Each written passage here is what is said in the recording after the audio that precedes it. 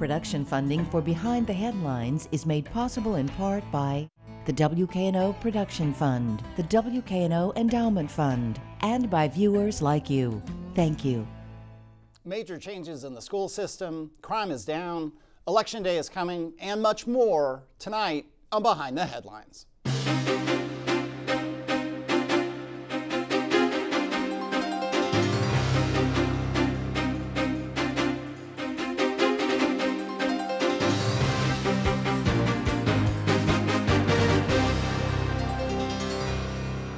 I'm Eric Barnes with the Daily Memphian. Thanks for joining us. I am joined tonight by a roundtable of journalists covering some of the biggest stories of the week. I'll start with Laura Testina, now with the Daily Memphian. Thanks for being here again. Yeah, thanks for having me. Toby Sells with the Memphis Flyer. Thanks for being here again. Thank you for having me. Along with Bill Dries, reporter with the Daily Memphian. We'll start with both elections and just big changes in the school system, which you have covered for a long time, Laura, now with us covering the schools and some other things that we'll talk about later. But the new superintendent is about 100 and some days in and has started making some big changes around some cuts in staff, addressing policies around things like overtime. Talk about what you've seen so far. Right. So big item in the news was just that the staff cuts eventually passed along with the district's $1.8 billion budget a few weeks ago.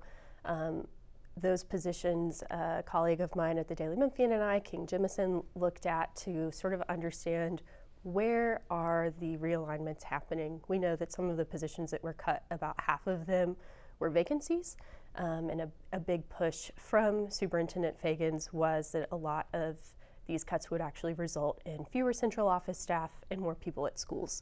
What we're seeing from some of the initial data that's coming out is that these are mostly going to be school-based positions, so people who are doing leadership, people who are helping teachers in specific schools be better at teaching. Those are the positions that tend to are being cut. That are, well, that will be, that rather than being in central office will be at a school. So rather than, yes, so rather than seeing more teachers, we're seeing more people in schools supporting specific schools rather than coming from central office to do those roles. That meant that there were about 500 teacher vacancies at this point in the summer, around the time that these cuts were happening. So the big push now is really making sure that those teacher vacancies come back down. We don't usually get data every year around this time for what the teacher vacancies look like, so Dr. Fagans is more transparent than predecessors have been with that data. We know that there are, as of earlier this week, about 300 offers out for teachers that would bring those vacancies, if all accepted, down to 200, which is much more on par with what we have seen historically for teacher vacancies as we start the school year. But that is the kind of big push at this point, is to really make sure that those teacher vacancies come down.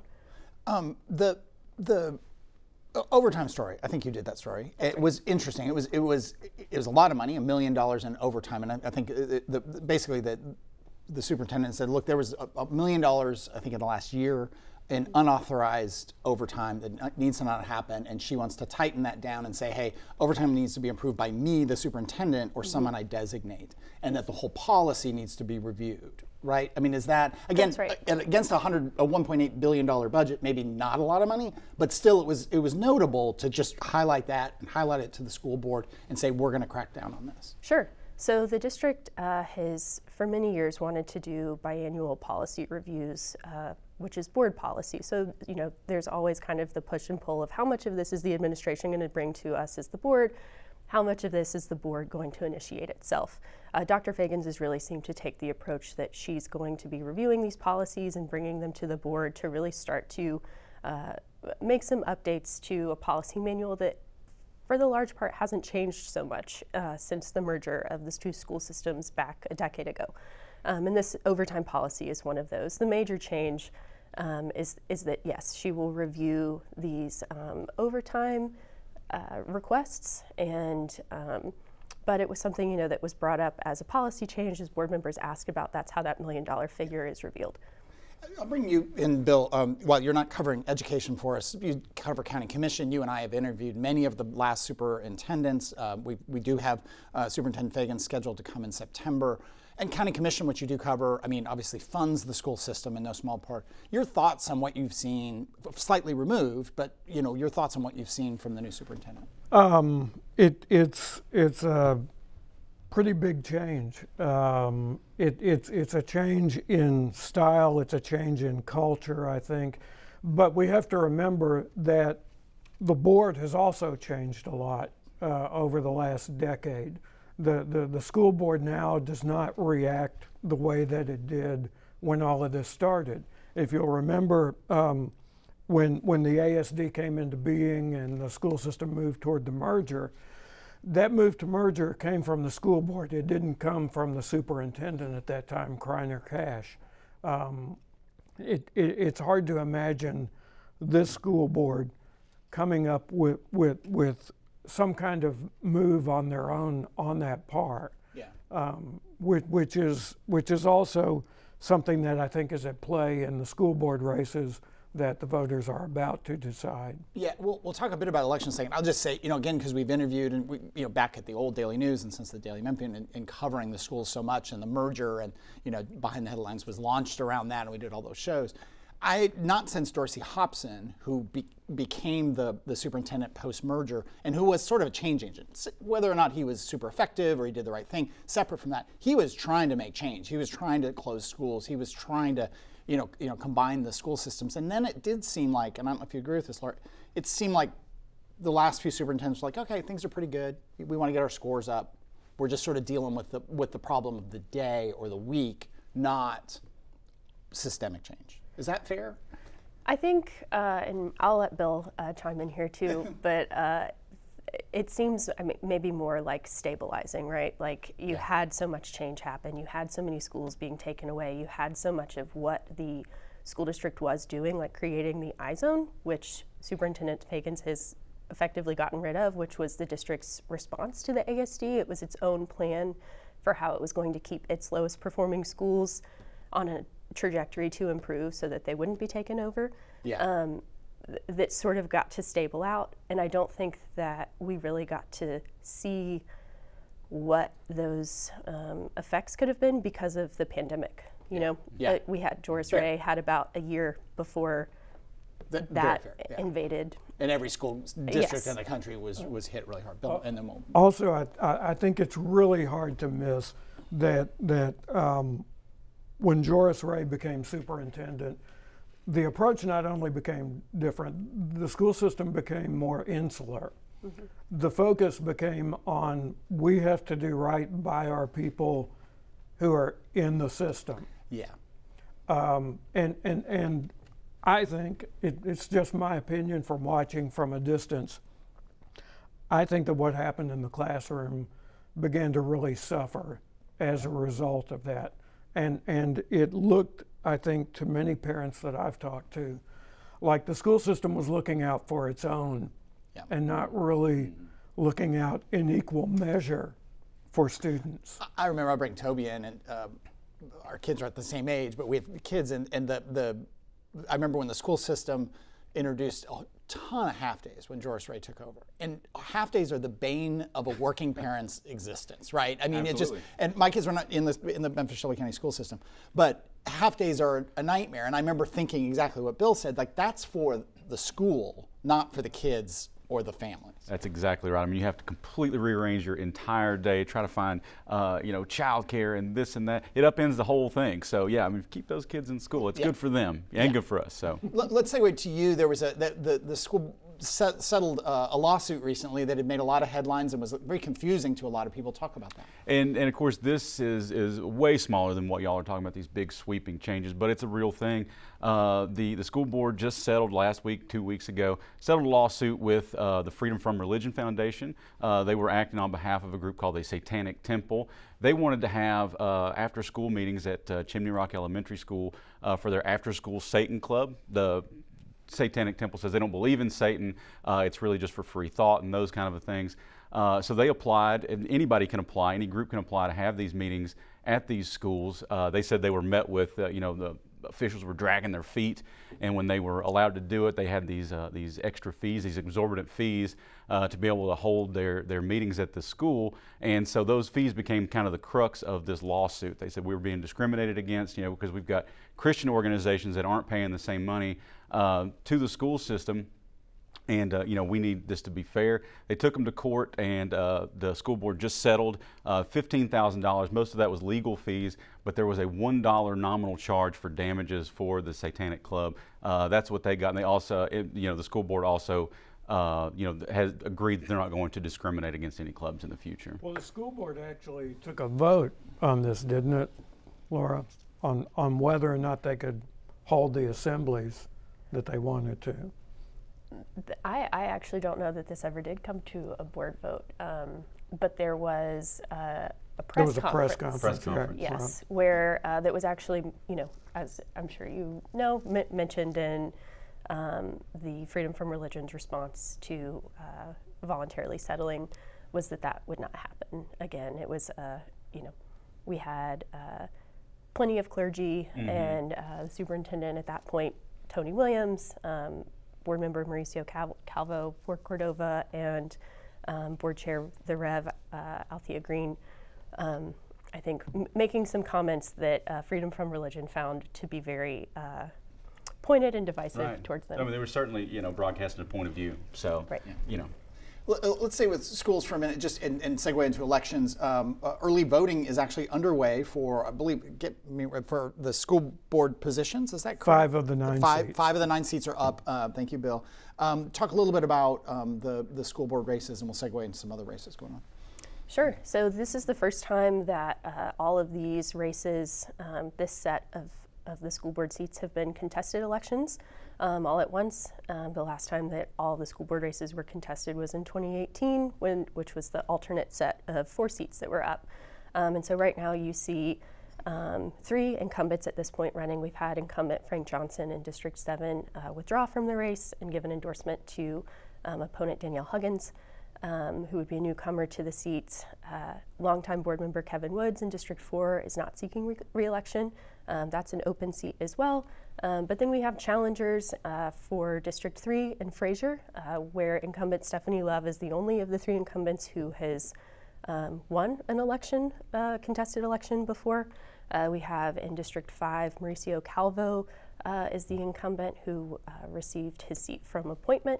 We'll all probably remember Shalia Harris, who was in that seat, created the vacancy about a year ago over some of the superintendent search kerfuffle at that point. And then in District 2, which I think is a really big race to watch, among the challengers, it's board chair Althea Green and Natalie McKinney, who was, we also have Ernest Gillespie in that seat. But really kind of the money is being raised and spent between McKinney and Green. McKinney was very vocal during the superintendent search and has wanted to be a kind of challenger to the idea that the board should be following more of its policy. She's a former policy office leader in the district. And you've done profiles, I think, of all the races that are published in the Daily Memphian in recent weeks. People can go to Daily Memphian and get that. You can go to shelbyvote.org and also see all the ballot, and you can see everybody who's up to race. Early voting ends this coming Saturday, I believe, on the 27th, and then Election Day is, Bill, help me, Thursday, August 1st. Thursday, August 1st. August 1st. You got it. Let's segue to other races that are up for this, some of which are primary races, but are really, given the nature of politics, are really final races, some of the state houses and so on. Talk about what's going on. You have state and federal primaries. That means you have a U.S. Senate primary that is statewide, the seat that Marsha Blackburn holds. She's running for re-election and has primary opposition. And we'll have a Democratic challenger come November. Both of the congressional seats, the 8th and 9th district that cover Shelby County, all 13 of the state house seats that cover Shelby County, and 2 of the 5 state senate seats that cover Shelby County. Then you have county general elections, 5 of the 9 school board seats that we've talked about. The only countywide race this year is the race for General Sessions Court Clerk, which has become a really hotly contested race. that both local parties have gotten involved in kind of a free-for-all on that. Arlington municipal elections and municipal judges in Bartlett and Germantown. Words I never thought I'd hear you say. The General Sessions Court clerk race has gotten hotly contested. Yes. But highly contested. That is, I guess, a result really of the focus on crime, right? I mean, or is it because of the candidates involved, or both? It's both. It's the candidates involved. Lisa Arnold, who retired from the office after working there and in the court system in general for about 30 to 40 years, and Tammy Sawyer, who is a former Shelby County commissioner, who knocked off Joe Brown, the incumbent Democratic clerk, in the March primaries.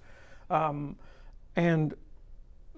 the connection to the crime discussion really is the role the General Sessions Court plays, and the clerk's office in turn, because it's kind of the organizing point for the cases that are heard there. With about 10 minutes left here, we'll switch to talk about courts. There were a couple of federal circuit court decisions, Toby, that you all were covering. I think we may have touched on, but talk about very significant, big impacts across Tennessee and in Memphis. It's a big deal.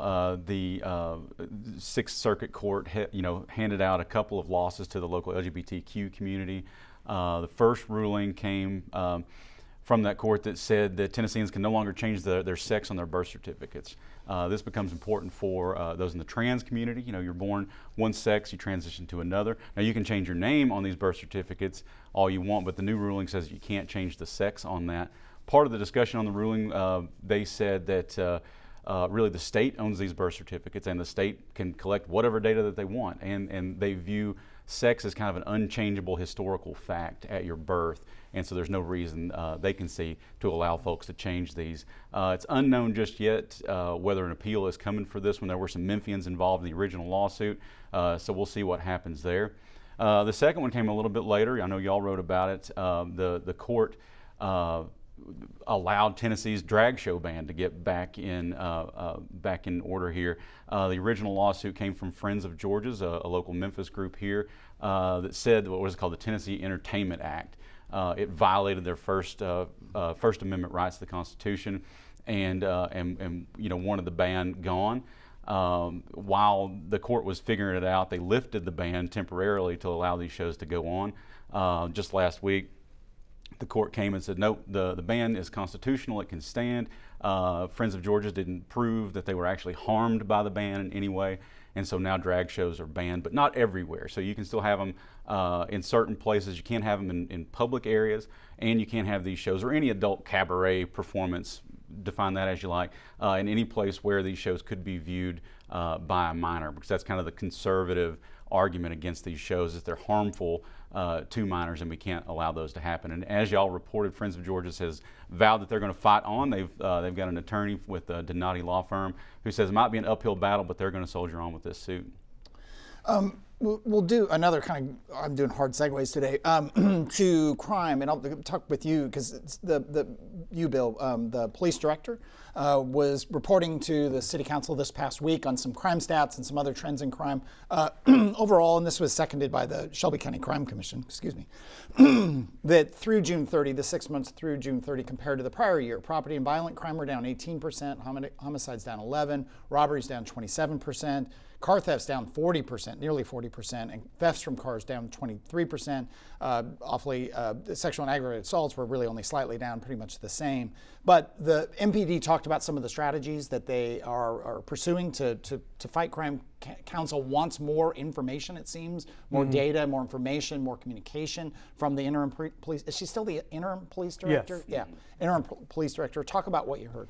The council said these figures are great, but you didn't have the council just standing up and cheering this drop in crime. What you saw was the council saying, yeah, but we want to look at more than just last year. We want to look at the previous years and how it stands against that. And they're also welcoming the city's basic method on one front here, and that is to just saturate one area, one zip code, not only for enforcement, but also for things like code enforcement, for blight and things like that, as well as looking for moving violations out there on the street. I mean, they're not doing a roadblock type approach to it.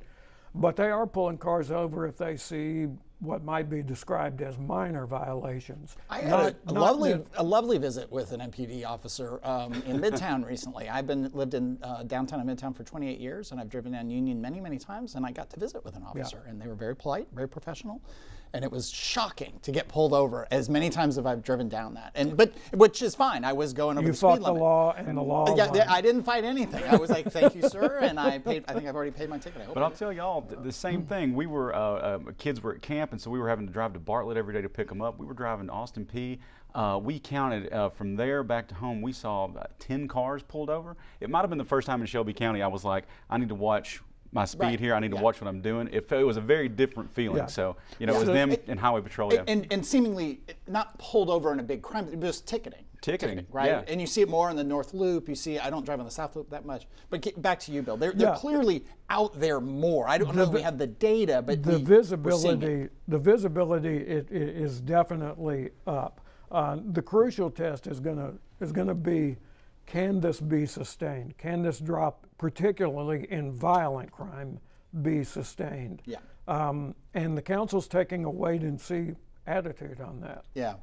Go ahead. Yeah, Toby. I just wonder what it's going to take for us to feel it, right? I mean, you can still go around Midtown and downtown, talk to people, and crime is still top of mind, right? I mean, maybe not like it was back in, a couple of years ago when we had some crazy stuff happening, but you talk to folks, and that's still a fear. That's still a big fear of what's happening. Even though we can look at these statistics all day long, until we actually feel it and people stop tweeting about it, maybe. I just don't know what it's going to take for us to change our attitude. When I tell people crime is falling, and they're like, "What planet do you live on?" It's just it's a different conversation. Yeah.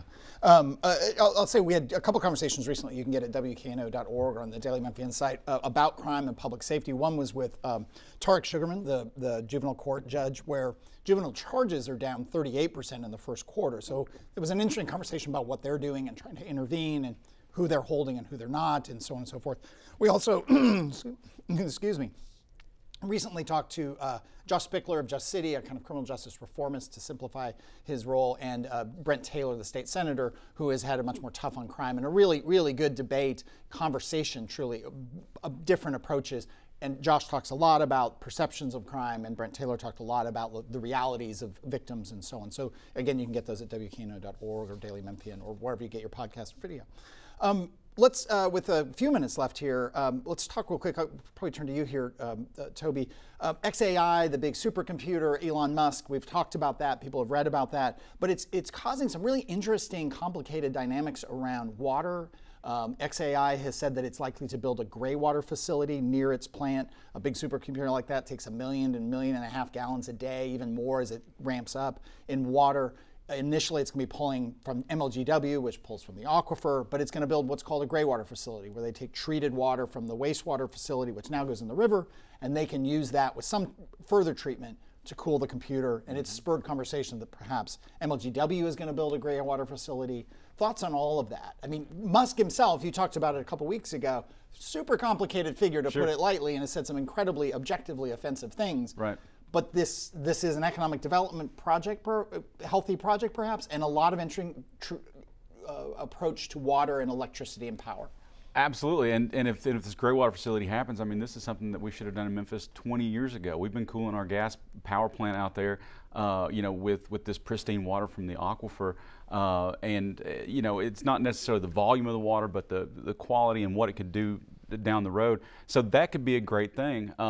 There was a great story this week from the Institute of Public Service reporting out at the U of M. Michaela Watts did a great story that really surrounded the questions that we still have about this thing, right? I mean, it was announced, it was a big to-do, and then it went quiet again. And I think for that one, whoever deep source that y'all have over at the Daily Memphian, we would know a lot less about what's happening in this community. And why is that? Who is talking? Can we talk to City Hall about it? Can we talk to the chamber about it? Who knows what's happening? He's like, oh, it's up and running. We're like, when did that happen? I mean, just so many questions that surround this thing.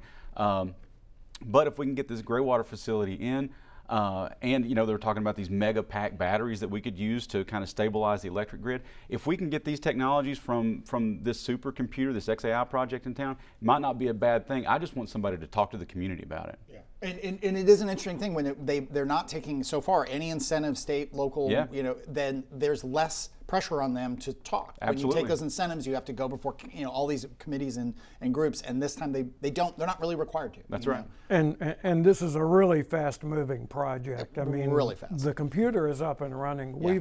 We've really not seen an economic development project like this in the whole era of public incentives and the debate that ensues around those. With just a minute left, Laura, again, welcome to Daily Memphian. You were at Chalkbeat for a number of years covering education. Before that, at the Commercial Appeal, you covered Memphis for what, 10 years now? I'm flattered, but I've been here for 5. 5? Okay, yes. It does seem like COVID makes time, amorphous. Yes. So.